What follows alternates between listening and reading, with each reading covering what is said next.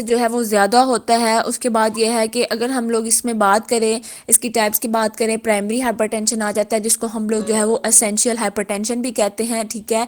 उसके बाद यह है कि इसमें जो है कि आपकी कोई भी जो है वो कोई भी लाइफस्टाइल चेंजेस वगैरह हो सकते हैं, ठीक है। उसके बाद इसमें जो है वो उसके बाद यह है कि अगर हम लोग सेकेंडरी हाइपरटेंशन की बात करें तो इसमें जो है वो आप कुछ भी मतलब जैसे किडनी डिजीज़ आ सकता है, ऑब्स्ट्रक्टिव स्लीप एपनिया आ सकता है, कुछ डिफरेंट प्रॉब्लम्स वगैरह आ सकते हैं। अगर आपको लोग कोई साइड इफेक्ट आ सकता है मेडिकेशन का, उसकी वजह से भी बीपी हाई हो सकता है। उसके अलावा आप लोग कुछ कोई ड्रग्स वगैरह यूज़ कर रहे हैं या आपको कोई एड्रेनल ग्लैंड जो है वो प्रॉब्लम है। उसके बाद इसमें यह है कि प्राइमरी में तो ये था कि जैसे कि जीन्स भी आ सकता है, ठीक है। उसके अलावा जो है फिजिकल चेंजेस आ सकती हैं, इन्वायरमेंटल चेंजेस आ सकती हैं। उसके बाद अगर हम लोग इसके रिस्क फैक्टर्स की बात करें तो सबसे पहले जो है वो जेंडर आ जाता है कि जो है अडल्सन से लेके टिल 45 ईयर्स ऑफ एज। उसके बाद यह है कि इसमें इस एज के बाद क्या होता है कि मीन जो ब्लड प्रेशर वैल्यूज़ हैं वो हायर हो जाती हैं इन वोमेन। उसके ज़्यादा रेशो इसकी जो वोमेन। उसके बाद एज आ सकता है, ठीक है। उसके बाद जितने आप लोग मतलब क्या लें ओल्डर हैं तो उतना जो है वो उससे उसके साथ साथ जो है बाय एज के साथ आपका जो है वो ब्लड प्रेशर हाई हो सकता है, ठीक है। उसके बाद क्योंकि इसमें क्या होता है कि विद द एज क्या होता है हमारी ब्लड वेसल्स जो है वो ग्रेजुअली जो है वो लूज़ हो जाती हैं, ठीक है। उनकी इलास्टिक क्वालिटी जिसकी वजह से जो है वो ब्लड का प्रेशर इंक्रीज हो सकता है। उसके बाद हेरिडिटी आ सकता है। उसके बाद जो है वो स्ट्रेस फैक्टर आ सकता है, ठीक है। पुअर डाइट जिसमें आ सकता है। उसके अलावा टोबैको वगैरह का अगर आप यूज़ कर रहे हैं, आप पुअर स्लीप है या लैक ऑफ फिजिकल एक्टिविटी है, उसकी वजह से जो है ये हो सकता है। उसके अलावा ओबेसिटी की वजह से भी हो सकता है। इसके अलावा जो इसकी प्रेवलेंस है हाई ब्लड प्रेशर की लोगों में विद द BMI अगर ग्रेटर है आपका 30 से, ठीक है, तो जो है 38% मैन के लिए और 32% फॉर वुमेन, तो ये है वो भी हो सकता है। उसके अलावा आपकी फिजिकल एक्टिविटी जो है अगर आप लेस एक्टिव पर्सन हैं, ठीक है, 30 से 50% जो है मोर लाइकली जो है वो डेवलप कर सकता है बीपी, ठीक है। उसके अलावा हाई कोलेस्ट्रॉल है अगर इस वजह से भी हो सकता है। उसके अलावा आपको अगर कोई क्रोनिक किडनी डिजीज़ है तो वो भी। अगर हम लोग इसके सिम्टम्स की बात करें तो सिम्टम्स में आ जाता है हेडेक आ जाता है, डिजीनेस आ सकता है, इम्पेयर्ड विजन आ सकता है। उसके अलावा जो है फेलिंग मेमोरी आ सकता है, शॉर्टनेस ऑफ ब्रीथ आ सकता है। उसके अलावा GIT डिस्टर्बेंसेस आ सकती हैं, नोज ब्लीड हो सकता है, फ्लशिंग और चेस्ट पेन। उसके बाद अगर हम लोग बात करें कि ऐसे फॉर्म में किन न्यूट्रिएंट्स पे फोकस करना चाहिए जो है हाइपरटेंशन को कंट्रोल करने के लिए, ठीक है। सबसे पहले तो आ जाता है कि पोटेशियम पुश।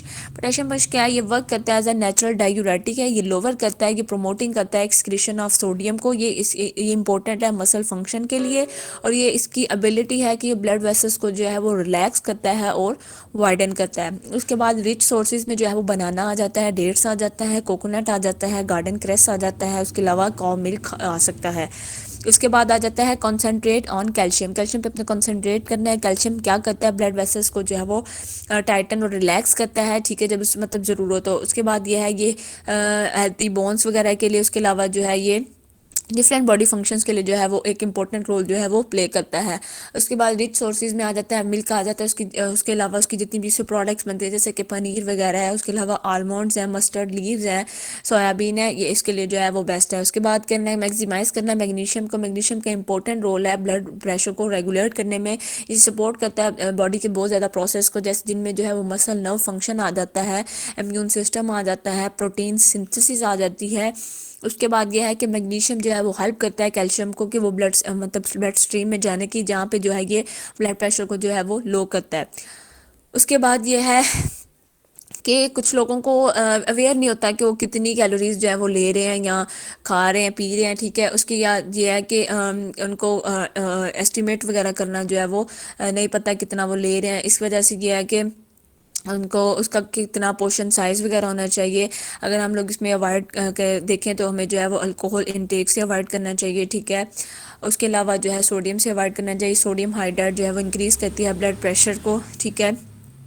उसके बाद इसकी रिकमेंडेशन बात करें तो 1500 मिलीग्राम साल्ट जो है वो पर डे लेना चाहिए, ठीक है। उसके बाद जो है अगर आपने लेना है तो पोटेशियम ले, मैग्नीशियम ले, फाइबर लेना चाहिए। उसकी तरफ दूसरी तरफ यह है कि कंट्रोल करता है ब्लड प्रेशर को फ्रूट्स वेजिटेबल्स जो जिनमें पोटेशियम ज़्यादा है, मैग्नीशियम ज़्यादा है, फाइबर ज़्यादा है और जिनमें सोडियम कम है वो आप ले। उसके अलावा जो है जूसेस जो है वो इसमें लेस हेल्पफुल हैं क्योंकि फाइबर जो है इनमें ख़त्म हो जाता है। उसके अलावा नट्स सीड्स हैं, लेग्यूम्स हैं, लीन मीट्स हैं, पोल्ट्री, ये गुड सोर्स है मैग्नीशियम मैग्नीशियम को। उसके अलावा अगर हम लोग बात करें कि अगर हमने अगर नेचुरल पोटेशियम को इंक्रीज़ करना है, मैग्नीशियम को या फाइबर को, तो इसमें आप लोग जो है वो एप्पल्स ले सकते हैं, ऑरेंजेस हैं, पीच हैं, उसके अलावा रेजिन्स हैं।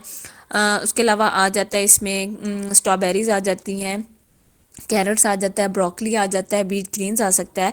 उसके बाद इसमें जो है वो डैश डाइट जो है वो लेनी चाहिए। डैश डाइट क्या है इसकी, जैसे कि dietary approaches to stop hypertension, ये एक ईटिंग प्लान है। इसमें जो है ये रिच इन फ्रूट्स होता है, वेजिटेबल्स, इसमें होल ग्रेन्स आ जाती हैं, फिश आ जाती हैं, पोल्ट्री, नट्स आ जाते हैं, लो फैट डेयरी आ जाता है।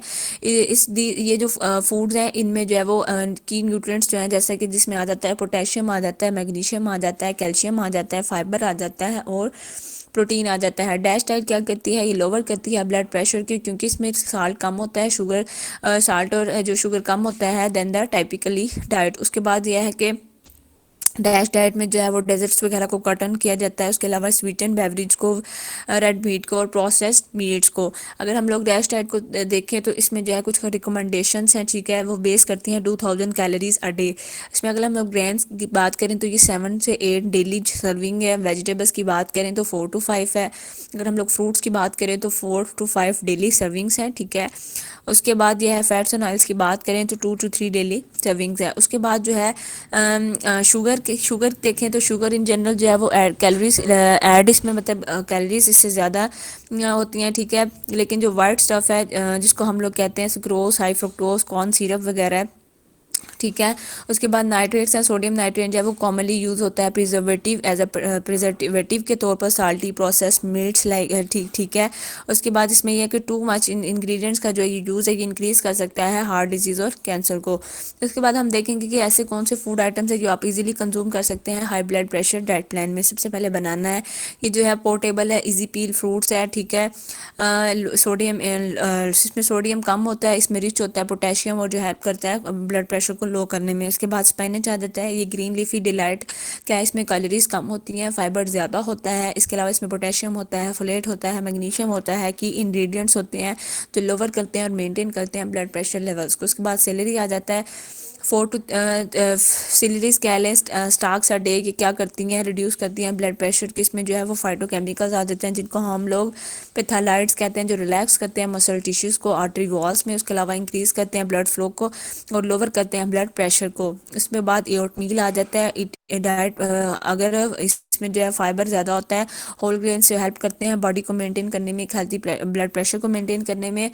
उसके बाद ये रिड्यूस करते हैं सिस्टोलिक और डायस्टोलिक प्रेशर को। उसके बाद एवोकेडो आ जाता है, ओलिक एसिड जो है वो फाउंड होता है इनमें, एवोकेडो में रिड्यूस करता है हाई ब्लड प्रेशर को और कोलेस्ट्रॉल लेवल्स को। उसके बाद इसमें आ जाता है वाटरमेलन आ जाता है, इसमें जो है एक अमाइनो एसिड होता है जिसको हम लोग कहते हैं एल सिट्रोलिन, ये हेल्प करता है लोअर करता है ब्लड प्रेशर को। बीट रूट आ जाता है जिसमें क्रिम्सन रूट वेजी आ जाती है, इसमें नाइट्रेट्स ज़्यादा होते हैं, रिलैक्स करते हैं ब्लड वेसल्स को, इंप्रूव करते हैं ब्लड फ्लो को। ऑरेंजेस आ जाते हैं, ऑरेंजेस में यह है कि ये सुपर रिच वाइटामिन फ्रूट है और ये क्या करता है, लोअर करता है ब्लड प्रेशर को। Okay sir, thank you.